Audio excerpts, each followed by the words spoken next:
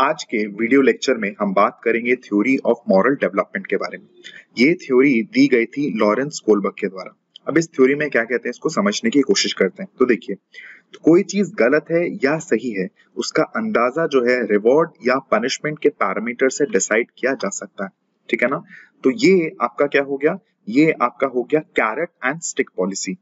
For example की अगर मैं बात करूं, लेट्स सपोज एक न्यूबॉर्न बेबी को कैसे पता चलेगा कि क्या सही है क्या गलत है। एक्चुअली उसको कुछ नहीं पता। ठीक है ना। बट विथ टाइम वो जैसे जैसे ग्रो करता है उसको अपने मॉम या डैड से रिवॉर्ड या पनिशमेंट जो है वो मिलना स्टार्ट हो जाता है। सेम तरीके से जो है आपका जो घर में जो डॉग होता है उसको भी पता चल जाता है कि भाई क्या सही है और क्या आपका गलत है। ये क्लियर हो गया। तो फर्स्ट स्टेज जो है that is carat and stick policy, and इसके थ्रू हमें पता चल जाता है कि भाई क्या चीजें सही हैं और क्या चीजें जो हैं आपकी गलत है। सेकेंड स्टेज की अगर मैं बात करूं, instrumental relativist orientation, this is nothing but reciprocation. अब यहाँ पे जो आपका बच्चा है अगर वो 3-4 साल का है तो वो क्या करेगा, वो आपका इमिटेशन स्टार्ट कर देगा कि जैसे उसकी मॉम कर रही है या फिर जैसे उसके पापा कर रहे हैं। तो अगर वो भी ऐसे करे तो इसका मतलब वो क्या है, वो आपका सही है। एग्जाम्पल देखते हैं। लेट्स सपोज सर्वेंट को अगर उसके मॉम एंड डैड अच्छे से ट्रीट कर रहे हैं तो बच्चा भी वैसे ट्रीट करेगा। सिमिलरली अगर मेहमानों के लिए मम्मा खाना फीड कर रही है तो बच्चा भी यही चीज सीखेगा, तो रेसिप्रोकेशन सीखेगा। तो लेवल 1 जो आपका प्री कन्वेंशनल मोरालिटी है, इसके आपके 2 स्टेजेस हैं। पहला है क्या, पहला है आपका रिवॉर्ड और पनिशमेंट, और we can say carrot and stick policy. Stage 2 क्या है, स्टेज 2 है आपका रेसिप्रोकेशन के बारे में। तो रेसिप्रोकेशन यानी कि इमिटेट करना, ये आपको क्लियर हो गया। ओके। थर्ड स्टेज जो है good boy nice girl orientation, इसको समझते हैं। फॉर एग्जाम्पल अगर मैं बात करूं अमन के बारे में, ठीक है ना, अमन के बारे में, तो उसकी मॉम अमन से बोल रही है you see Akash is such a good boy, ठीक है ना, या Rumi is such a good girl. तो स्टेज 3 के अंदर जो है हम बात करेंगे good boy and nice girl orientation के बारे में। फिर उसकी मॉम ने अमन से कहा कि अमन अगर आपने 2 चपाती और कर्ड पूरा फिनिश कर दिया तो मम्मा बोलेगी that you are a good boy, ठीक है ना। ऑन द अदर हैंड अगर अमन ने गाली दे दी, एब्यूसिव लैंग्वेज का इस्तेमाल किया, तो उसकी मॉम बोलेगी Aman you are a bad boy. आपको स्टेज 3 आपको समझ में आ गया, good boy and nice girl, ठीक है ना। स्टेज 4 में ये जो आपका बच्चा है उसकी उम्र जो है आपकी हो जाती है 15, 16, 17 ईयर्स की। तो अब जो है इसको फॉलो करना पड़ेगा लॉ एंड ऑर्डर ओरिएंटेशन। इसको फॉलो करने होंगे सोसाइटी के रूल रेगुलेशंस को, इसको ओबे करना होगा। एग्जांपल कि भाई अब सीट बेल्ट पहनना है, ट्रैफिक लाइट को जो है क्रॉस नहीं करना है, टैक्सेस जो है वो मेरे को टाइम पे करना है। ये क्लियर हो गया। ओके। अब नेक्स्ट हम बात करेंगे पोस्ट कन्वेंशनल मोरालिटी के बारे में। पोस्ट कन्वेंशन मोरालिटी के आपके 2 कंपोनेंट्स हैं। एक है आपका यूटिलिटेरियनिज्म और दूसरा है आपका कांतिनिज्म। अब इसको समझेंगे। 5th स्टेज की अगर मैं बात करूं तो ये बात करेगा किसके बारे में, ये बात करेगा यूटिलिटेरियन स्टेज के बारे में। इसमें क्या है, यूटिलिटेरियन स्टेज जो है ये बात करता है कि भाई रॉन्ग मीन जो है वो आपका नहीं होना चाहिए, चाहे आपका एंड सही क्यों ना हो। क्या बोला मैंने, एक wrong mean for right and. Example के तौर पे आप देखोगे जो आपके नक्सली लोग होते हैं उनका जो एंड होता है वो सही लाइफ चाहते हैं, they want to be develop, उनको डेवलपमेंट का फ्रूट चाहिए होता है।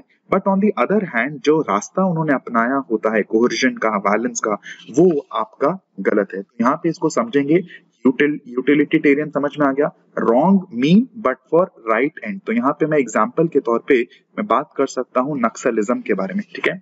अब इसको समझते हैं, मैं आपको केस वाइज समझाता हूँ। देखो केस 1, इसमें मान लो कि रोहन मोशाई और यहाँ पे है मोहन बाबू, ये 2 कैरेक्टर हैं। अब हुआ क्या कि जो गुंडे हैं ना वो मोहन बाबू को पीट रहे थे। तो फिर ये रोहन मोशाई ने जाके देखा कि भाई इन्होंने जाके क्या किया, फिर इन्होंने जाके गुंडों को पीटना स्टार्ट कर दिया। तो सवाल ये है क्या ये सही है, क्या ये गलत है, इज इट गुड और अ बैड। अब देखो रोहन मोशाई जो है उन्होंने तो काम अच्छा किया, बट उन्होंने जो पाथ चूज किया वो आपका गलत था, क्योंकि पिटाई तो उन्होंने भी करी ना। समझ में आ गया? तो सवाल ये है कि सर ऑप्शंस क्या क्या अवेलेबल है। ऑप्शन ये है कि सबसे पहले तो रोहन मोशाई जो हैं ये भी गुंडों को पीट दें, उन्होंने पीट दिया। दूसरा ऑप्शन ये था कि वो पुलिस को कॉल कर सकते थे। तीसरा ये था कि रोहन मोशाई गुंडों से बोलेंगे कि भाई जो वो कर रहे हैं वो गलत कर रहे हैं। एग्जाम्पल और समझते हैं। अगर कोई चोरी करके किसी का पेट भर रहा है, क्या बोला? अगर कोई चोरी करके किसी का पेट भर रहा है तो वो गलत है। समझ में आया? अब दो चीजें हैं। पहली बात चोरी करना, तो चोरी करना क्या हो गया? It's a means. और पेट भरना क्या हो गया? एंड। तो गलत मीन्स और राइट एंड। तो ये जो है ये बात करता है यूटिलिटेरियन स्टेज के बारे में। और एक एग्जांपल देखते हैं। Let's suppose Shahrukh Abdullah he is about to die in 3 days। समझ में आ गया? बट अगर उससे पहले उसके ऑर्गन को ट्रांसप्लांट करा दिया गया तो ये पाथ जो होगा वो आपका गलत होगा, चाहे आपका एंड जो है वो आपका राइट हो। ये एग्जांपल आपको क्लियर हो जाने चाहिए। केस 2 की अगर मैं बात करूं तो केस 2 में फॉर एग्जांपल एक और एग्जांपल पे देख समझ लीजिए क्या है कि आप अगर सरकारी ऑफिस में गए एंड कुछ डॉक्यूमेंट्स नहीं थे तो आपने सरकारी ऑफिसर को कहा कि अरे एडजस्ट कर लो, एंड सरकारी नौकर ही विल से कि हाँ ठीक है कर देंगे। तो सोशल बेनिफिट के लिए उसने गलत रास्ता चूज कर लिया, जबकि आपका काम क्या है? Right and. On the other side corruption it's a wrong means. तो ये समझ में आ गया आपको? रॉन्ग और मीन्स आपको समझ में आ गया। तो दिस इज व्हाट यूटिलिटेरियन या utilitarianism says. On the other hand हम बात करेंगे स्टेज 6 के बारे में।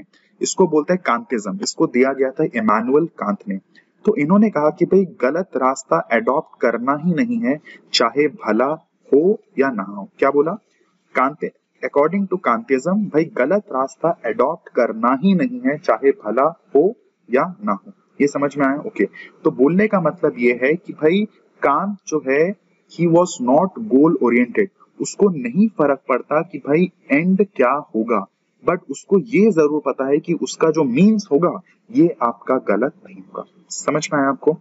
उसके बाद देखो गांधी जी की अगर हम बात करें तो गांधी जी का क्या है कि भाई मीन भी सही होना चाहिए और अकॉर्डिंग टू गांधी एंड भी जो है वो भी आपका सही होना चाहिए। तो Gandhi ji was what? Gandhi ji was means and end oriented. जबकि कांत की अगर मैं बात करूं तो कांत की केवल एक ही आंख थी जो सिर्फ देखती थी भाई मीन को, वो एंड को देखते ही नहीं थे। उसके लिए एंड जो है एग्जिस्ट ही नहीं करता था। समझ में आए? अब सिचुएशन समझते हैं कांतिज्म और गांधी को। अब रास्ता चाहे जो भी हो दोनों को शादी करनी थी, ठीक है ना? अब देखो यहाँ पे अगर मैं बात करूं गांधी जी की, यहाँ पे अगर मैं गांधी जी की बात करूं और अदर हैंड मैं यहाँ पे कांत की अगर मैं बात करूं, देखो अकॉर्डिंग टू गांधी रास्ता क्या होगा? रास्ता अरेंज होगा और शादी भी जो है मैं कस्तूरबा से ही करूंगा। ये समझ में आ गया? रास्ता अरेंज होगा बट शादी जो है वो मैं कस्तूरबा से ही करूंगा।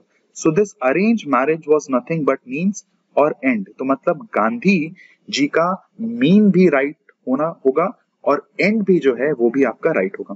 अकॉर्डिंग टू कांत जो है रास्ता बेशक अरेंज का चूज करेगा बट शादी किसी से भी करा लो चलेगा। समझ में आ गया? तो एंड चाहे जो भी हो मुझे फर्क नहीं पड़ता बट मेरा means have to be correct. ये समझ में आ गया आपको? अब यहाँ पे देखो चाहे मैं भगत सिंह की बात करूं या सुभाष चंद्र बोस की बात करूं, ये आपके यूटिलिटेरियनिज्म के अंदर आते हैं। चाहे इनका ऑब्जेक्टिव चाहे इनका एंड सही था बट इनका जो वायलेंट जरिया था, जो वायलेंस जो रास्ता था वो आपका गलत था। ये आपको क्लियर हो गया? बुद्धा की अगर मैं बात करूं तो बुद्धा फॉलो करते हैं कांतिज्म को, ठीक है ना? और अशोका की अगर मैं बात करूं बाद में अशोका भी जो है वो भी आपको कांत को फॉलो करने लग गए थे। ये आपको समझ में आ गया? So with this we end up. आप एक बार इसको पढ़ लीजिएगा और मेरे को जरूर बताइएगा कि आप लोगों को वीडियो कैसा लगा। Thank you so much.